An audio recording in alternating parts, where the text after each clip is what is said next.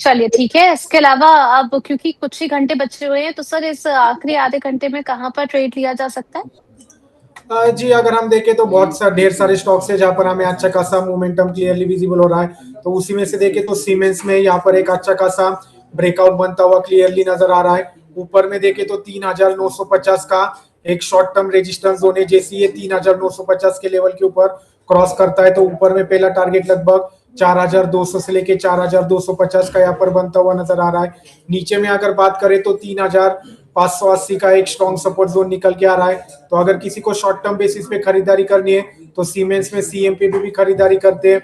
ऊपर में 3950 का जैसे ही ब्रेकआउट होता है तो वहां पर पोजीशंस को एवरेज आउट कर सकते हैं। नीचे में स्ट्रिक्ट स्टॉप लॉस 3580 का यहाँ पर मेंटेन रखना है और ऊपर में पहला टारगेट लगभग 4200 का यहाँ पर लेकर कामकाज कर सकते हैं। ठीक है। तो कई सारे स्टॉक्स है जिसमें से एक सीमेंस लिमिटेड निकल कर क्या है 3890 के लेवल पर ट्रेड होता हुआ नजर आ रहा है और 3.5% की ऑलमोस्ट बढ़त इसमें देखने को मिल रही है। यहाँ पर 3950 अगर इसके ऊपर जाता है तो 4200 से लेकर के 4250 तक के टारगेट्स यहाँ पर सुझाए गए हैं सर की तरफ से, दीपक सर की तरफ से, विद स्टॉप लॉस ऑफ 3580। इसके अलावा सर कोई और नाम आपके जहन में अभी आ रहा है या कहीं पर एक अच्छा बुलिश फॉर्मेशन होता हुआ नजर आ रहा है?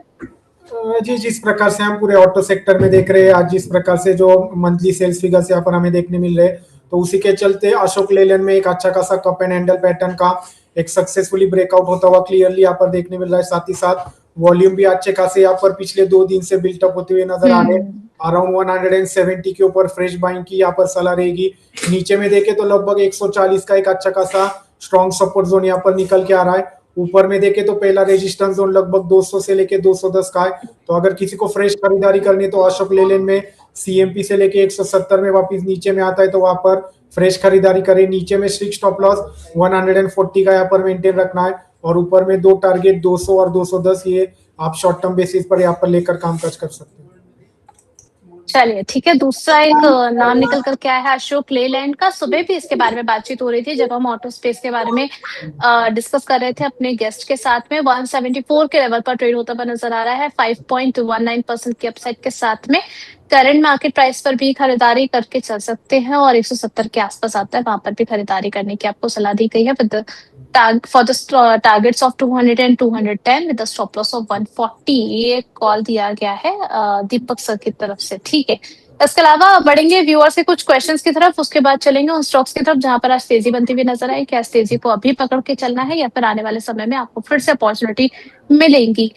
इसके अलावा सर विकी जी का क्वेश्चन है आईआरएफसी को लेकर के, कह रहे हैं कि यहाँ पर फ्रेश एंट्री कर सकते हैं क्या? इसमें आप ज्यादा डाउनसाइड कह रहे हैं कि मुझे तो नहीं दिख रही, अगर आपकी जो राय रहेगी उस अकॉर्डिंग फिर देखा जाएगा। क्या राय रहेगी सर आईआरएफसी में आपकी?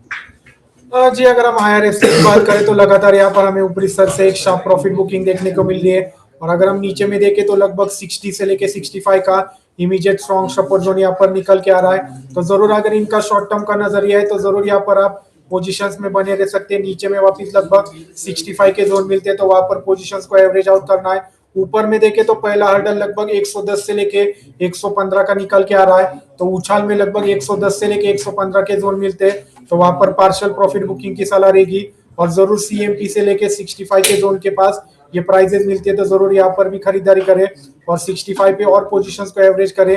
नीचे में स्ट्रिक्ट स्टॉप लॉस 60 रुपीज का रहेगा और ऊपर में टारगेट 110 से लेके 115 का आप शॉर्ट टर्म बेसिस पे यहाँ पर लेकर कामकाज कर सकते हैं। इसके अलावा सर बीईएल और देख लीजिए आप, तो भारत इलेक्ट्रॉनिक्स 388 पर चल रहा है और 408 की इनकी बाइंग प्राइस है। यहाँ से ये नजरिया है इनका लॉन्ग टर्म का, क्या इनको होल्ड करना चाहिए सर बीईएल?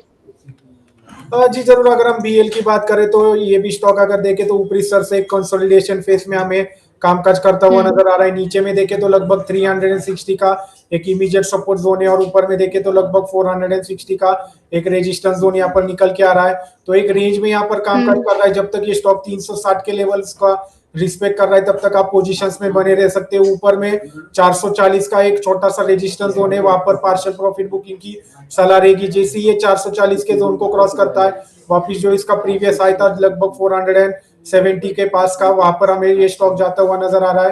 तो जरूर पोजीशंस को यहाँ पर होल्ड रखे विद स्टॉप लॉस ऑफ 360।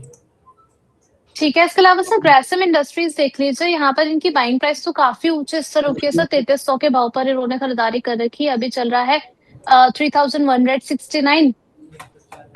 अगर यहाँ से एक महीने का नजरिया क्योंकि रख रही हैं, क्या ये टारगेट्स अचीव हो जाएंगे सर एक महीने के लिए, या फिर इनको अपना टाइम होराइजन थोड़ा सा स्ट्रेच करना चाहिए? जी अगर हम ग्रासिम की बात करें तो लगभग ये स्टॉक अपने 52 वीक हाई के पास ही कामकाज करता हुआ नजर आ रहा है, और अभी अगर देखें तो ये स्टॉक भी लगभग अपने एक टाइट कंसोलिडेशन जोन में नीचे में देखे तो लगभग 3000 का सपोर्ट जोन और ऊपर में देखे लगभग 3250 का रेजिस्टेंस जोन है। तो जैसे ही ये 3250 के ऊपर क्रॉस करता है तो सीधा 3500 के लेवल से यहाँ से हमें ओपन होते हुए नजर आ रहे हैं। तो यहाँ पर पेशेंसली होल्ड रखना होगा पोजीशंस में, 3000 का स्ट्रिक्ट स्टॉप लॉस मेंटेन रखे, ऊपर में जैसे 3250 के लेवल्स क्रॉस करते हैं तो कॉस्ट प्राइस पे स्टॉप लॉस रखे और फॉर टारगेट ऑफ 3500। एक कंसोलिडेशन फेज में अपना ये समय बिता रहा है, जैसे ही ऊपर में ब्रेकआउट हमें देखने मिलता है वॉल्यूम के साथ तो और अच्छी खासी तेजी यहाँ पर बनती हुई नजर आएगी। 3000 का स्ट्रिक्ट स्टॉप लॉस यहाँ पर मेंटेन रख के पोजीशंस में बने रह सकते हैं। ठीक है, इसके अलावा पीएनबी गिल्स देख लीजिए सर, इन्होंने 90 पर खरीदा है, 83 आ चुका है, 100 शेयर्स इनके पोर्टफोलियो में, क्या स्टॉप लॉस मेंटेन करना चाहिए इनको? जी पीएनबी गिल्स की बात करें तो यहाँ पर एक inverted head and shoulder pattern का ब्रेकआउट मिला था लगभग 82 के जोन के पास, और वहीं से अच्छी खासी लगभग ये 100 तक रैली हमें यहाँ पर स्ट्रेच आउट होती हुई नजर आई। अभी अगर देखें तो नीचे में लगभग स्ट्रॉन्ग सपोर्ट करीबन 65 से लेके 60 का एक इमीडिएट जोन पे यहाँ पर निकल के आ रहा है। जब तक स्टॉक 60 के ऊपर सस्टेन हो रहा है तब तक आप पोजीशंस में बने रह सकते हैं। ऊपर में जैसे ही ये 100 के लेवल्स को क्रॉस करता है तो अगला पड़ाव सीधा 120 का यहाँ पर निकल के आ रहा है, तो पोजीशंस में जरूर यहाँ पर बने रह सकते हैं। ट्रेंड अभी भी अच्छा खासा पॉजिटिव है, नीचे में स्ट्रिक्ट स्टॉप लॉस 60 रुपीज का यहाँ पर मेंटेन रखे, जैसे ही 100 के लेवल्स क्रॉस होते हैं तो कॉस्ट प्राइस पे स्टॉप लॉस लगाकर पार्शियल प्रॉफिट बुकिंग की यहाँ पर सलाह रहेगी फॉर अ टारगेट ऑफ 120।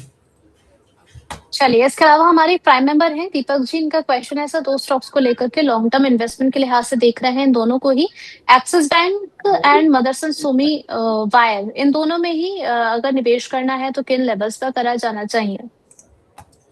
जी अगर हम पूरे बैंकिंग सेक्टर में देखें तो यहाँ से निचले स्तर से हमें वापस एक बार एक शार्प रिकवरी बाउंस बैक बनता हुआ नजर आ रहा है। अगर हम बैंक निफ्टी की बात करें तो ऊपर में लगभग 58,800 का एक स्ट्रॉन्ग रेजिस्टेंस जोन है, जैसे ये रेजिस्टेंस जोन क्रॉस करता है तो वापस हमें पूरे बैंकिंग सेक्टर में एक बार वापस एक अच्छी खासी तेजी यहाँ पर बनती हुई नजर आएगी। अगर बात करें एक्सिस बैंक की तो लगभग ये भी अपना एक कंसोलिडेशन फेज में कामकाज करता हुआ नजर आ रहा है।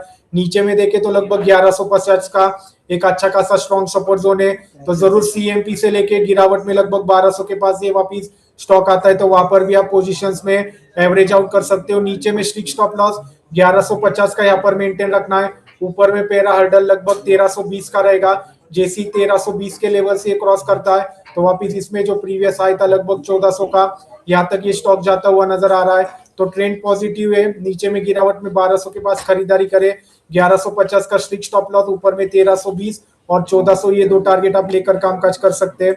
साथ ही साथ अगर हम मदरसन सुमी की बात करें तो लगभग ये स्टॉक में एक अच्छा खासा बुलिश फॉर्मेशन क्लियरली विजिबल होता हुआ नजर आ रहा है। अभी अगर देखें तो लगभग ये स्टॉक अपने 52 वीक हाई के पास ही कामकाज करता हुआ नजर आ रहा है, तो लगभग प्रॉफिट बुकिंग के चलते गिरावट में वापिस ये स्टॉक लगभग 135 से लेके 130 के जोन में आता है तो वहां पर एक अच्छी खासी खरीदारी का मौका बनेगा।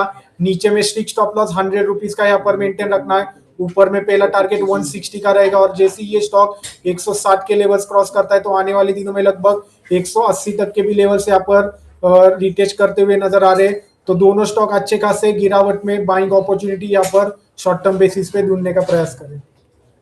ठीक है, इसके अलावा रेलटेल देख लेते हैं, काफी बुलिश मोमेंटम में ये भी नजर आ रहा है सर। यहाँ पर अगर हम बात करें क्वार्टर रिजल्ट्स की तो फिर इनका जो प्रॉफिट है वो तो काफी ज्यादा स्टेबल रहा है, लेकिन इनका अगर रेवेन्यू देखें तो उसमें डबल डिजिट ग्रोथ हमें देखने को मिली है, एंड ऑलरेडी इनका जो ऑर्डर बुक है वो लगातार इनके सेंटिमेंट्स को सपोर्ट करता हुआ नजर आ रहा है।